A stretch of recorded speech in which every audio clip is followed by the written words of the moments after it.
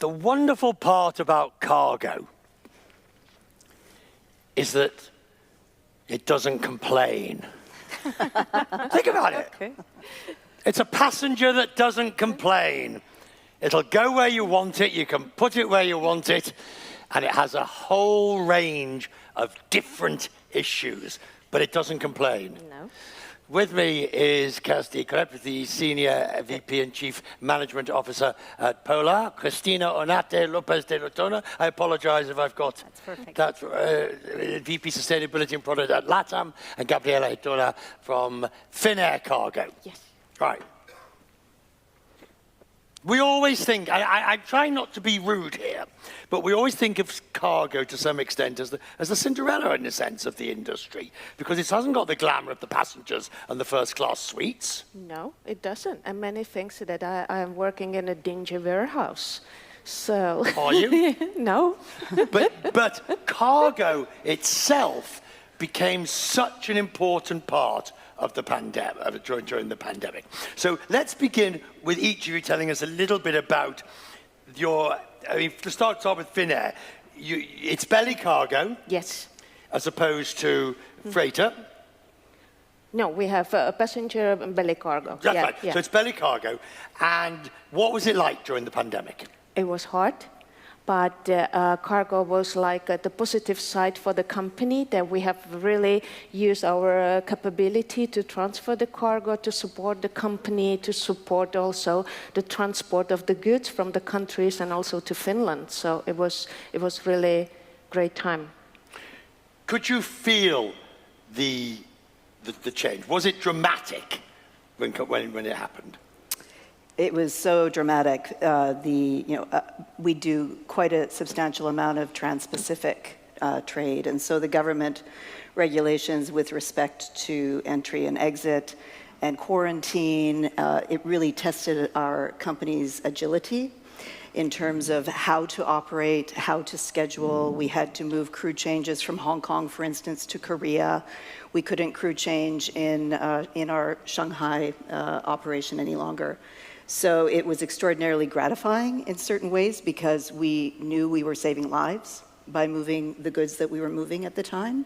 But we saw yesterday in the very interesting economic report, we saw the way cargo dramatically increased in terms of the demand for cargo. Now, in terms of Polar, it is a freighter fleet. Correct. Could you feel that tsunami, if you will, of cargo coming towards you? No, absolutely. I mean, the passenger carriers had really pulled back, and so only freighters were really providing the vast majority of the capacity at the time. If I may, for us, the pandemic was also very challenging and thrilling.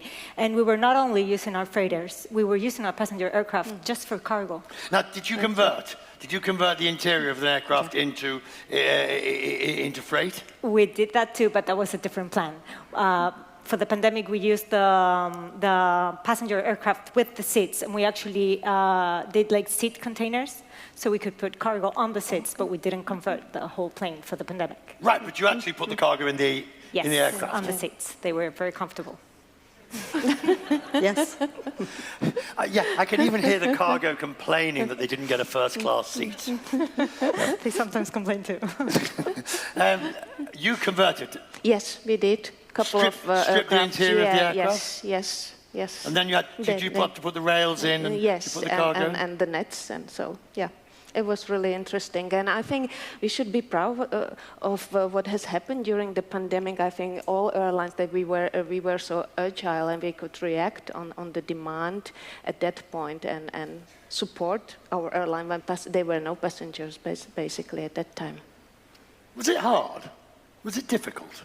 Yeah. Long hours? Operationally, it was difficult, really difficult. We had to think about new things, the planning what we haven't done before, the load planning we haven't done before, the new demands by the authorities, also what you need to have to accommodate this kind of operation. Yes, it was difficult. Very long hours. Also very challenging for the people in the operations because we were also dealing with personal situations, right? Like We didn't know if they would get COVID or not. So, and also for us, it was challenges because, for instance, we started flying to China in order to get the vaccines and all the PPE products for South America. So it was. Yeah, as Christina said, it was really the ground operations team that are the heroes. They were wearing sort of hazmat suits in 40 degrees temperature. They were the ones actually moving the vaccines, moving the masks, moving the test kits to destination, physically touching the cargo. So there were a lot of long hours and a lot of heroes in the entire chain. As you look back on that period, it's only 4 years ago, does it seem unreal? I mean, I suppose anybody in this room who saw airlines being closed down, passenger airlines being closed down, the growth of cargo, it seems unreal now. Yes, It does. But we managed it. You managed it. we did. All right, so you come out of cargo's the hero, heroines to the front, and then what happens afterwards? How does cargo develop? Because I was interested to see that number has slipped. Yeah. Yes. That number Quite has rapidly. slipped. It was quite rapid down. Yeah. I Yeah. think the last year was quite. 2023 was Yes. tough for Yes. cargo, especially Yes. because of the yields. Also, we saw a shift in the customers that we serve, of the segments, because we got a lot of e-commerce that started pre-pandemic, but then during the pandemic, it sort of grew a lot. And after the pandemic, we still have a lot of e-commerce, and that has a lot of implications and challenges to handle those packages.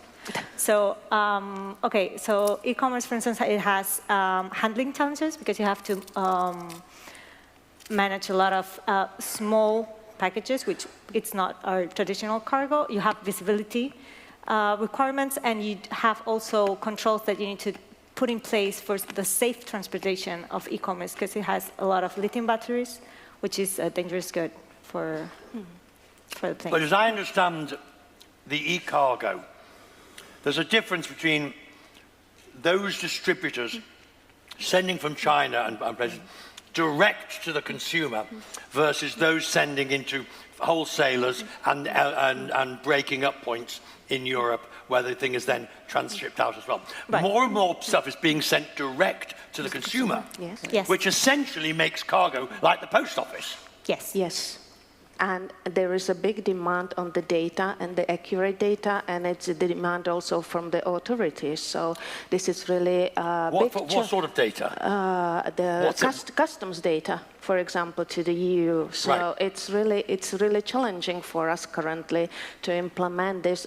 Such a huge amount of data. It can be 10,000 on different commodities in one big package. So You see, the it's- problem is all these people here will buy something Yes. online in China through a recognized portal without necessarily realizing that is going to be posted from China via air cargo direct into the postal system of the final delivery country. Yes. And that's what you're doing. And that's what we're doing. Exactly. And they expect to see where the package is at all times, which is challenging for air cargo because we're not used to having that sort of customers. Like air cargo customers are more, let's say, trustworthy in the sense of they know it's airport to airport and they don't need to see everything. So I think the biggest challenge in cargo generally, e-commerce included, is it's a one-way ticket. Okay? Yeah. So it doesn't buy the round trip. So for our colleagues on the passenger side, generally your customer is buying a round trip ticket or at least a multi-city stop, whereas an e-commerce package is from the point of manufacture, let's say China, to the destination, let's say the United States. And so it's a But why very is that- imbalanced trade. Right, but then that just means funny enough, I know a bit about this because I happened to be at an airport recently and there was a pilot from a cargo company who said they would just come in full but they were going back empty. Right. And I said, well, why is that? He said, because everything's coming in from China, but nothing really is going back there. Yes. Was that your experience? Yeah. Yes. Yeah, there are certain things going back, but let's say 80-20, 70-30 in terms of if you can just look at the load factors on a round-trip basis, and certainly out of Asia, you're full. But It's always kind of challenging to get the payload on the both sides, on the way there and way back. So you might get something, or you might not. So it's the cargo, and the cargo challenge is the short booking window. So we don't really know. It's just also 1-2 weeks before departure, people start to book the cargo. So it's really yes. But I've yes. always thought of cargo Yeah. as big things for companies going in big crates that you see getting shoved on the aircraft or in containers. And there's a lot of that, to be fair, isn't there? There's a lot of that. there is semiconductor, stepper shipments, things like that. Aircraft engines, certainly, but... Companies knowing months in advance, we're going to be sending this number of spare parts to this particular destination, Right. and we're going to book this much space on the aircraft. There is, yes. But that's the predictable bit. Mm-hmm. This is the new bit, which is quite profitable, but is very unpredictable. Yes. The e-commerce. Also, you have all the perishables, which the perishables. Right? Oh, yes. We'll come to them in a minute. Okay, because that's also unpredictable because of the weather. That's a whole different story. But I'm sticking with e-commerce for the second because e-commerce has revolutionized to an extent your business. If you take us out post-pandemic, your newer business is this e-commerce, and it is disrupting the cargo industry, better or worse, but it is a disruptive force.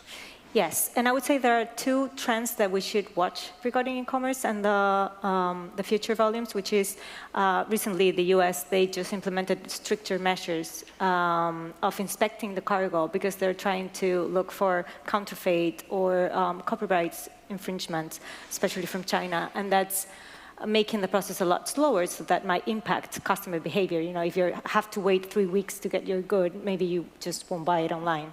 And the second one is the de minimis, which is the limit of the value of the good that you're buying, that you don't have to pay tax. So, for instance, Brazil just changed its de minimis, and before up to $50, you didn't have to pay tax, and that incentivize the purchases. People just lie. That might be too. But now they have to pay tax. So that also might impact the volumes of e-commerce that we're seeing. How much more e-commerce can you carry? That's an interesting question. We don't really know how much e-commerce we're currently carrying. Yeah. How do you mean? Because it's difficult to identify the e-commerce. And you've got me here. The thing arrives. You know where it's come from. You know what's in it. But it comes consolidated. Yeah. So you don't really know if it's like an airway bill filled with individual packages, or if it's like a consolidated order. It's like all transported as a general cargo, so you don't really know exactly. Yeah. That's a huge challenge in the industry, to know how much e-commerce is there. Fascinating. Yeah. So the thing arrives, and you don't really know you know what's in it, Yeah. that it's not dangerous, but you don't really know what's in it. Well, if we check all the commodities, then yes. But can you define, is it e-commerce? Is it from Temu? Or it's a bit difficult. Yeah, it's always been a challenge, I think, for everybody to identify what is e-commerce, what is general cargo. The two definitely commingle. Does it matter? It does, because they have different requirements. Yeah. And they have different expectations, so it really matters for your operation to know what's the level of visibility that you need to give, or the handling procedures. So it's something that we're trying to get that data. Let's talk about perishables. Let's talk about perishables. Now, Finnair, Yeah. what is most of the cargo that you move? That's from the Europe. It's the Norwegian salmon. That's perishable. And I guess, Christina, they have the same, yes. But it's the Norwegian salmon where we are really good. We have a great cold chain, like driving the trucks from the north of Norway to Helsinki, cooling trucks, and then going through our very nice cool terminal and a quick turnaround on the tarmac. Usually it's not so hot on the tarmac in Finland, so the cool chain is stable until going to the customer on the other part of the world. So that's the salmon. That's the salmon. Well, And actually in the belly of the belly, plane, right? yeah. But you've also got crabs. Crabs. Yes, from Norway as well. right. And what happens with them? Yeah, they are more sensitive because they are alive. What? So they are hibernating when they are transported. So we have to be really careful when we are transporting the crabs, and we are kind of close contact with the customer. So if we expect some operational challenges or delays, we call them, don't send the truck to us because it's sensitive cargo. What do you do once you've got the stuff?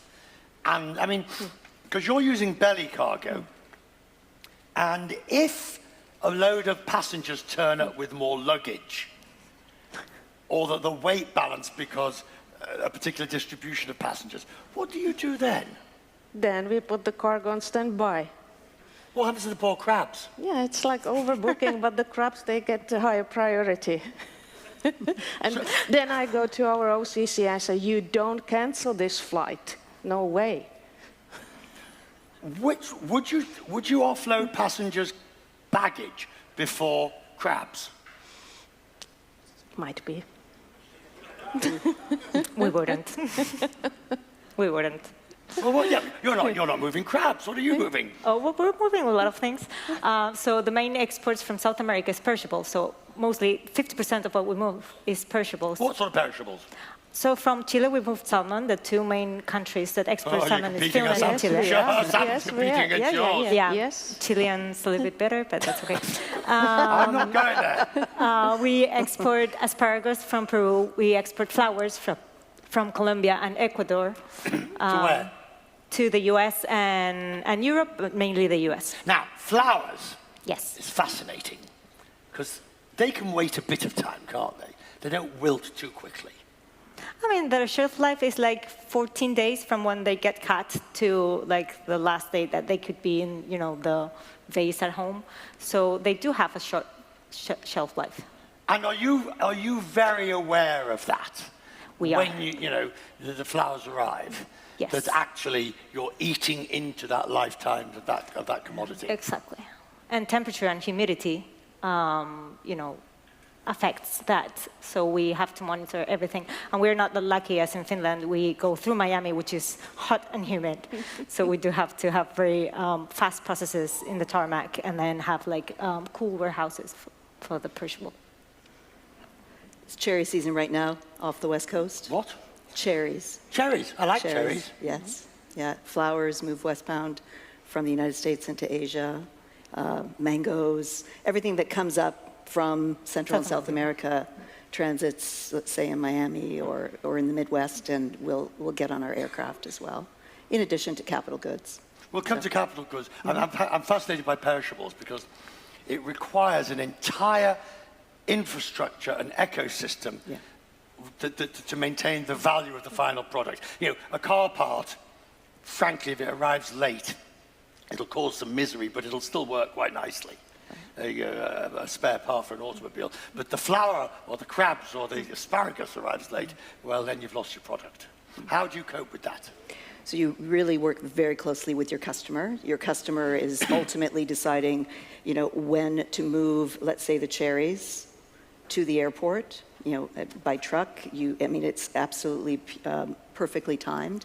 If you, for some reason, have a problem with an aircraft, an AOG suddenly or something, you definitely immediately get in touch with that customer because you do not want those cherries coming and then sitting and waiting. You want them to be able to make alternative arrangements. So. And I want to raise here another challenge that we have, which is infrastructure. Because before we were listening to Dubai Airport, right, talking about all the plans for the passengers, and this commonly happens that they forget about cargo when they design the airports. So it happens that the cargo warehouses are far away from the airplanes, and then we have all that transit time that we need to take into account. I've seen some of the cargo centres in this part of the world, particularly up in Qatar, where they're they're massive, highly automated procedures. Is that the way forward? Depends if you've got the space for that on the aircraft. I mean, many of the airports are quite constrained. So yeah, absolutely, it's the way forward. Digitization, automation, and really trying to be extraordinarily efficient and take minutes out of the transit. But how relevant is the bureaucracy of it all? You're smiling at the mere mention of that. I mean, I would have thought that you're using well-traveled paths with well-known suppliers and shippers, and the paperwork must be reasonably well digitized. Would I be wrong? Or? No, it's not. Cargo is dinosaurs in the digital world. Really? Yes. We're not digitized. Yes. There's an IATA study that the data is touched 97 times, I think, correct? So there is 97 potential mistakes. big demand to digitalize, to improve the data quality, to get a one place where we can store the data and everybody would have the access to the same data. That's Right, but these are from, in most cases, I would think, you're dealing with suppliers who you deal with all the time, with routes that you deal with all the time, with products that you deal with all the time. You're looking at me as if I'm mad. You've got different governments with different regulations. So when a plane takes off, with one of your freighters takes off, it goes with masses of paper. Yes. Yes, And somebody actually looks at this paper. yes, And somebody somewhere yes, stamps it. yes. yes. I don't know whether to laugh or cry at this point. Cry, yeah. So many years ago, I was telling you earlier, many years ago, there used to be, when you're a student, one of the cheap, quick ways to see the world, some of you may have done it, was a courier flight. But they don't ever do one of those. Where you would travel with the documents for bags of stuff that was in the aircraft underneath you. And you got a free flight and X amount of baggage. Now, those days have long since gone, I think. It's not quite as relevant. But the growth of the industry, you would have thought, would have, by now, put in place more sophisticated processes. It would, but we would like to. But the problem is that the logistic chain is so scattered, and there are so many players in the chain, and not all the players are really ready to invest in the digitalization. They don't see the advantage of it, and so on. And so then the airline is alone there. So we really, as a Finnair, we really appreciate that the IATA has announced now to move to the one record and from 2026, and we will implement it in our systems. But we need not only us. There's other airlines and also the other forwarders, to join. What do you need to make the process more simple? Either of you. I would say now it's a good momentum because recently all the airlines have been migrating their legacy systems to new systems. So that was a roadblock that we had before that we don't have anymore. What we need is alignment between the different stakeholders to make this a priority. I think IATA is pushing for that, the digital agenda. We just signed the IATA Digital Charter. So alignment, I would say. First of all, Poland, you're huge with the number of aircraft that's flying, the complexity of your route network. What is it you need? So we're going from I would say, a dinosaur version of our cargo management system to the cloud. So that's our huge project this year. And once we're in the cloud, then we can do all of the right things and become much more easy to share data effectively and really be able to more transparently explain where the things are. Do you in the chain. think the industry appreciates the significance of cargo? It did during the COVID. Yeah, but that's a version of what have you done for me lately. Yeah. You know, that's fine. Memories are short. Yes, memories are short. I mean, I'm getting the answer, but I want, just by the look on your faces, that you don't want to actually say, you know, because this idea of cargo, it still is this. I tell you, the two Cinderella areas of the aviation industry, cargo and baggage. And yet they're the two areas that can screw up the most and really ruin the day, can't they? Absolutely. We were laughing yesterday because actually many people conflate the two, and they think that the baggage is actually the cargo, and indeed it's not. But absolutely. I mean, you started off saying we don't have customers. Actually, we do. Our customers are extraordinarily demanding. You need to make sure that you hit your on time, your transit times appropriately, or they will definitely get in touch with you. Right, but at the same time, their product can be offloaded. Yes. Yes, but for instance, for us, we have a product for that, so they know what they're buying, you know? Go on. So we have a time-definite product. So we tell you this will be at destination in 4 days. I'll try to fly it on the 4 first days? days. Well, for instance, Right. 2 days, 3 days, depends on the cargo. You can choose Yeah. the amount of days.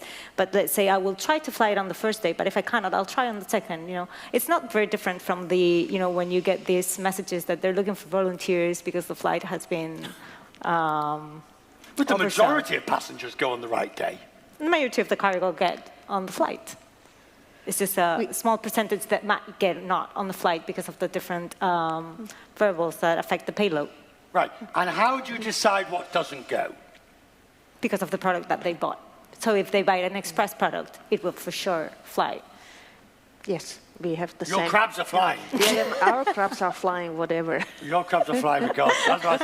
Otherwise we've got hibernating crabs waking up, which we don't want. It used to be said that only high-value stuff went by air. Is that true? Not No, really. perishables is not high value for sure. Pharmaceuticals, all the Pharmaceuticals exotic is stuff, high all value, the high-value semiconductors, they went by... You're laughing.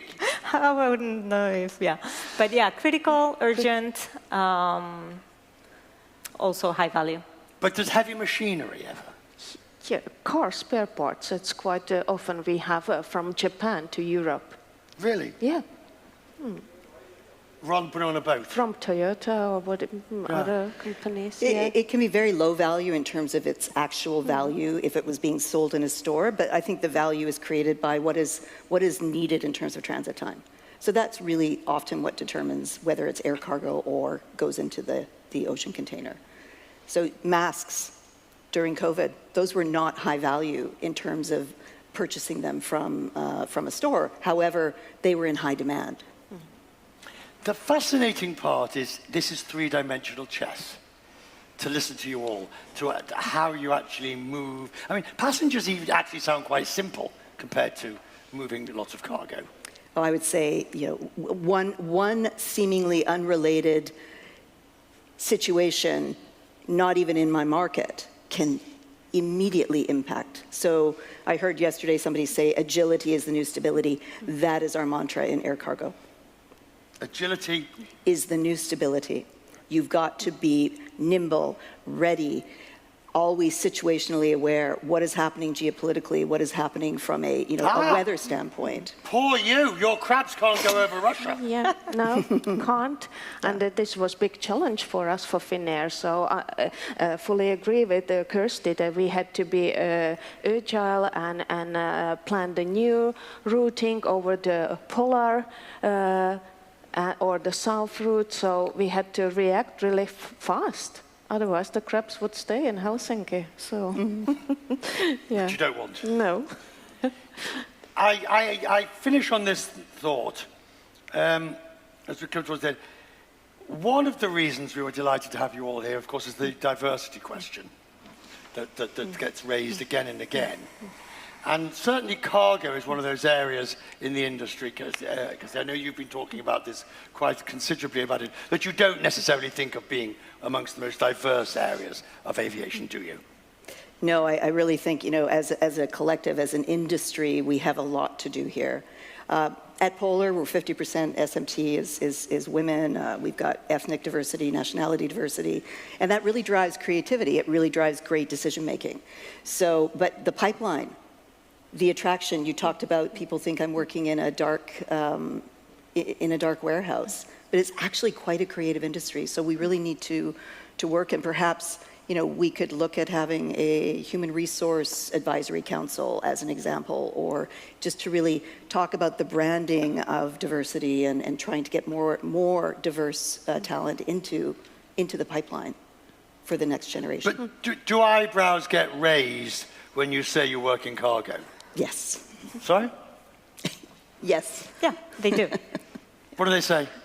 But I would say that partly because they don't know what air cargo is, so maybe men also get that reaction. But yeah, partly because they would think like, what are you doing there? Like.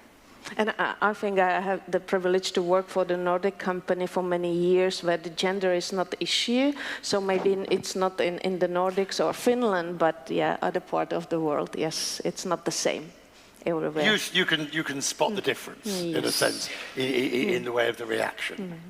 What is the one thing, let's finish on this.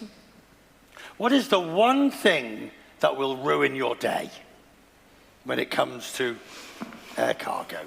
The one thing that you're sitting at your desk and somebody says, oh, by the way, and you think, oh, God, my day's just gone down the toilet. I'd say an aircraft delay, right? Without a quick recovery. I mean, you've just disappointed thousands of people because you didn't transport on time. So. But you don't see their faces. No. You don't see their faces like with passengers. No, but the team has got to be insanely customer-centric, insanely customer-focused to do this job well. And they have to go and see them and tell them about our whatever has happened, the situation. So that's the worst. For me, it would be to know about a decision made that has not taken into account the customer. So that would be like, we're not going in the right direction. We're not getting anywhere. Yeah, disappointing our customers, that's the worst thing. So let's finish on a positive note. What's the best thing? What's the best thing that makes your heart rise? Cargo is so fascinating place to work, and I think there are so many opportunities to do new things and implement new things, and I have a nice, diverse group of people working with me, so that's really positive for me. Maybe like seeing the results of a new project. Like for instance, during the pandemic, we had this Project Hope of transporting the vaccines. So when I saw that, now we have a huge challenge with sustainability. We've talked about that enough. So just seeing the results of something done. What really makes your day? Just knowing the impact of air cargo, it is saving lives. It is, it is really impacting the globe. And so that's what gets me up every day, gets me excited, and I love this industry. Yeah. You're fueling the global economy. Absolutely. Yeah. Where are the crabs? Hopefully on the way. They'll be delivered tomorrow afternoon, I'm told. Ladies and gentlemen, thank you very much, Air Cargo. Thank you.